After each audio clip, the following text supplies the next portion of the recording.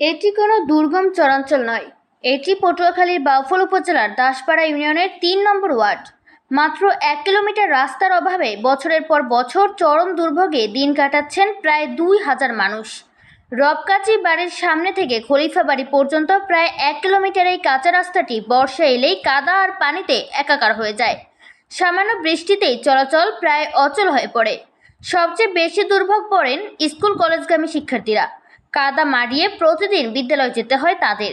অনেক সময় পিছলে পড়ে আহত হওয়ার ঘটনাও ঘটে।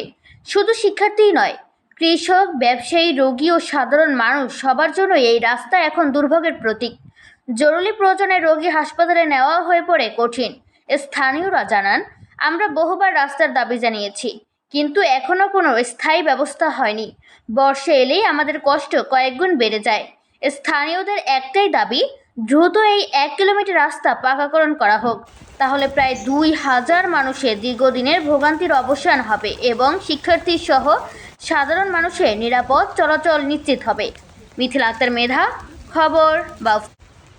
প্রায় ২,০০০-এর মধ্যে মানুষ চলাচল করে, ছাত্র এবং মুরব্বীরা এবং বয়স্ক লোক, ঠিক আছে, এরা যাওয়া আসা করে।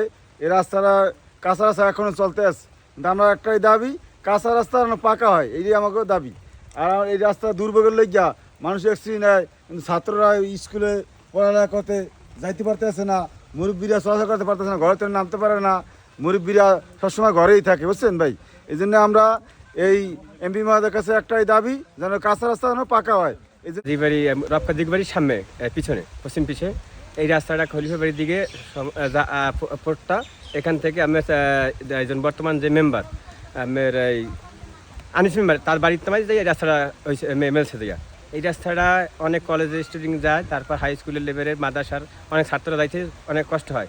তারপর এখান থেকে আমার কালাইয়া বাজার যাওয়ার জন্য রাস্তাঘাটে মানুষ যাইতে পারে, ধান চাল নিয়ে গেলে অনেক সমস্যা হয়, গাড়ি করে যাইতে পারতেছে না, এই জন্য কাদা হয়ে যায়।